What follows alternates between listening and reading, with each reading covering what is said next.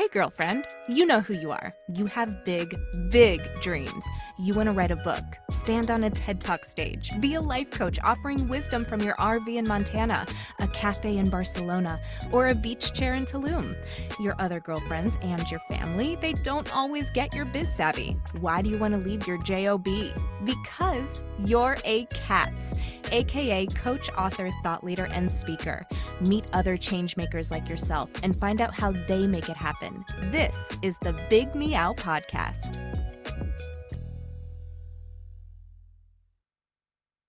Hello, friends. It's Kristen, and I'm here with Hanna Senko. Hi, Hanna.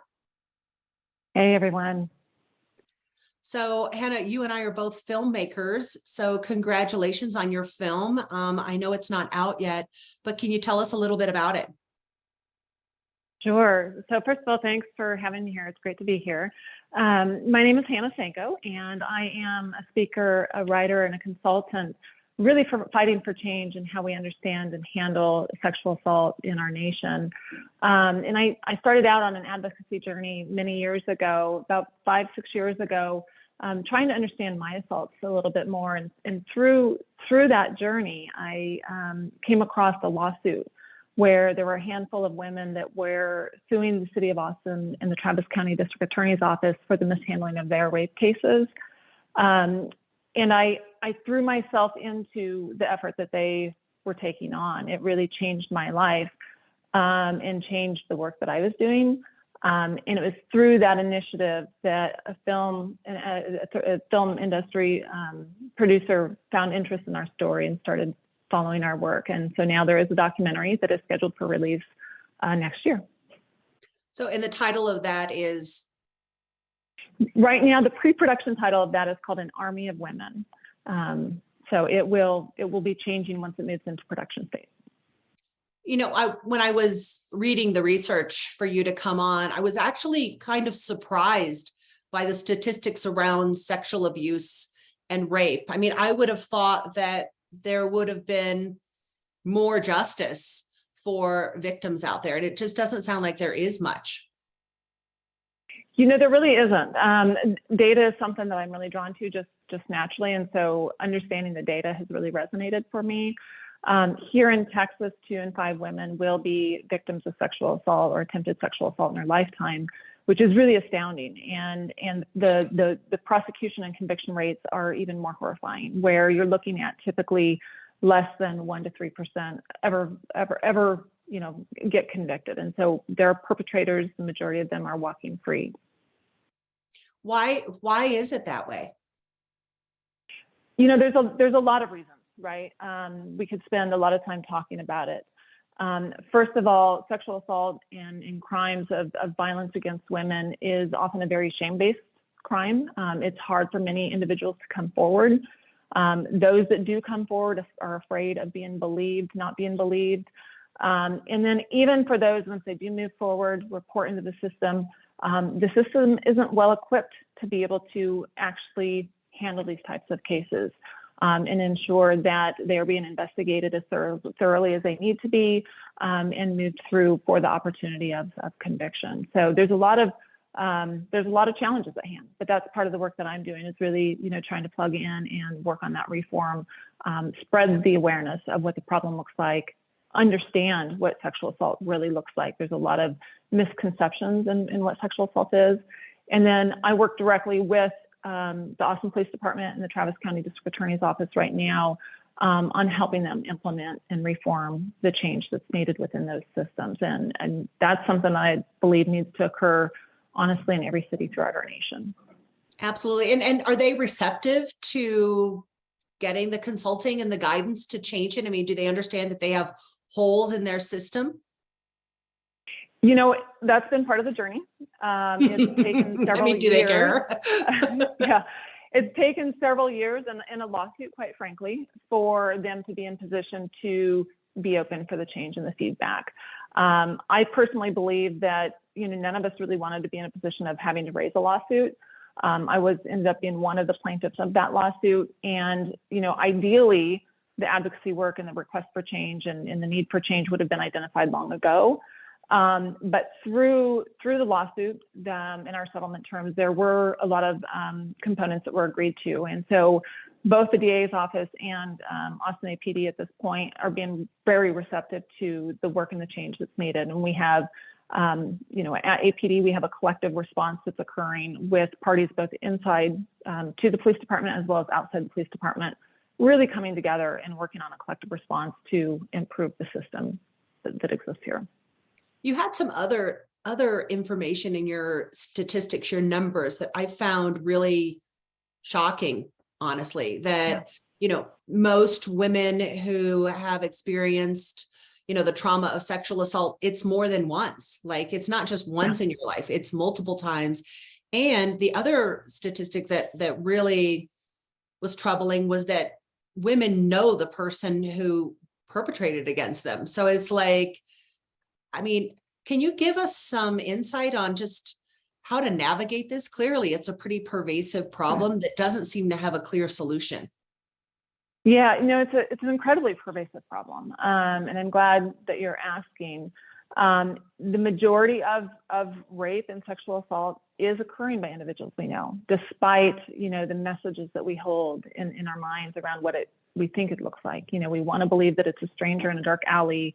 And it's not that the majority of the time, which actually makes it that much more difficult to come forward and report, because many times you're reporting on a family member or somebody that you thought was a friend, situations that, you weren't prepared to respond to, situations that you thought you were safe in.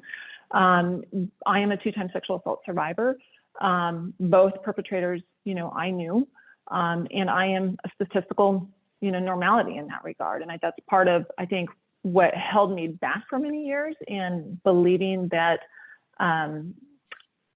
that I was a rape victim. My own myths got in the way of that. But now I also realize, I think, the power in that position that I have, and the fact of what I went through is the commonality that so many people go through. And so, it's incredibly pervasive. It's happening by individuals most often that we know. And once you're a victim of sexual assault once, it just highlights the fact that there's a high increase of it occurring more than once in your lifetime. So what does this mean for women as a whole in society? When we have like a rape culture, what's the bigger impact on women as a whole? I believe it's an impact on women and men. And I believe the work needs to happen on both sides. And so and it needs to start young in my mind. We need to be educating our children around what consent looks like, consent over our bodies and our boundaries, what's okay, what's not okay. I believe that the men in our society aren't well equipped with what they need to ensure that they are setting down a foundation going forward to help mitigate and remove rape culture, because it is all around us.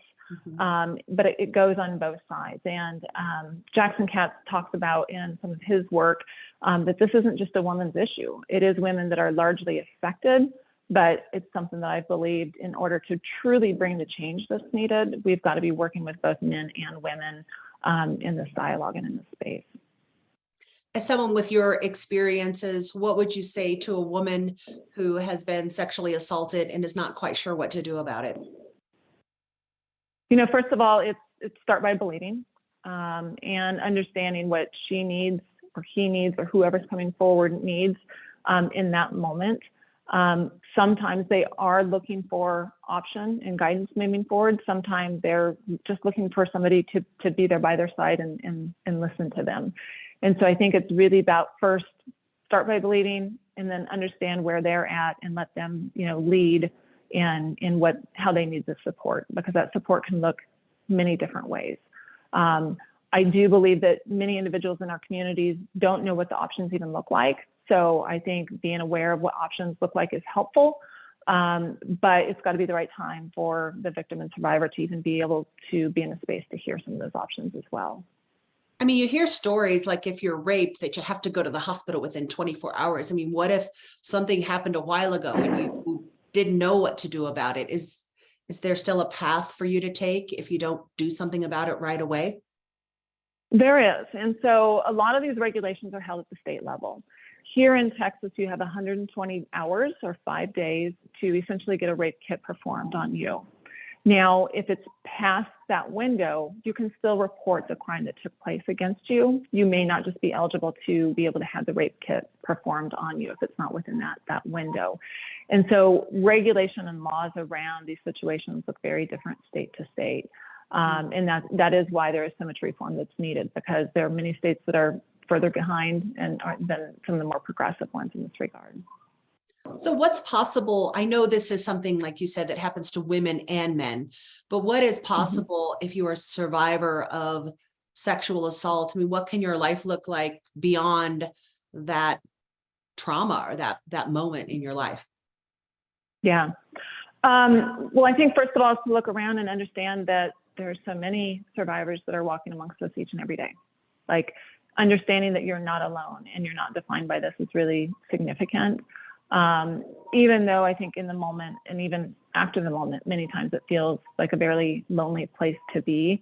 I think there's a lot of good support and growing support in this regard as more and more individuals realize how pervasive of an issue this is. We realize we're amongst survivors everywhere. I truly believe that this is an issue that affects each and every one of us, if not directly, certainly indirectly. And so knowing that they're not alone, getting and finding support where they need it, and understanding that this situation is not what defines you, and hopefully it's something that you can take and even, build from. Not that I'd wish it on anyone. Absolutely. Hanna, where can we find you? Yeah, certainly. So the best and easiest way to get in touch with me is through my website, www.hannasenko.com, which is HANNASENKO.com. So we're looking forward to watching your film when it comes out, and thank you for the powerful work that you're doing on the planet. Thank you so much. Thanks. I appreciate it, and having the opportunity to share it with others here.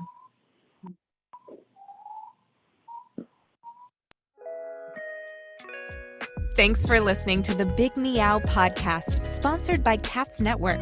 If you liked what you heard, please take a moment to subscribe and share this podcast with your friends. You can also join our network filled with positivity and possibility.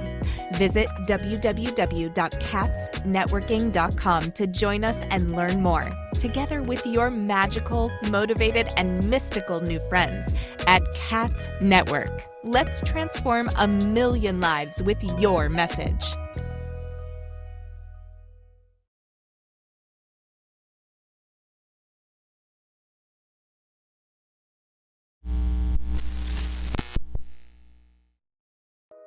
Are you feeling isolated, sitting at home in your PJs?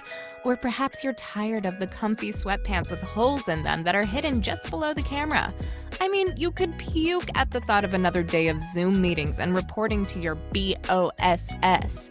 Do you want freedom from your home office desk or the office cubicle? Do you want freedom from your current career? Or are you frustrated that your online biz dreams are going nowhere? It's all too overwhelming. Where do you start? All the tech, the choices, and your message. Yep, I said your message, your brand, your voice. What is it? Do you even know what that means? Do you need a biz coach but don't want to invest the big bucks? Let's face it, being a solopreneur is lonely, but you don't have to do it alone. And here's a solution. Join C.A.T.S Network. C.A.T.S Network is a woman-only membership community exclusively available to you, the life coach or executive coach, the author, the thought leader, or the public speaker. If you identify with this list or want to work on adding some of these to your skill set, C.A.T.S is the place for you. Check us out at www.catsnetworking.com. That's C.A.T.S networking.com. Because let's face it, cats are better together.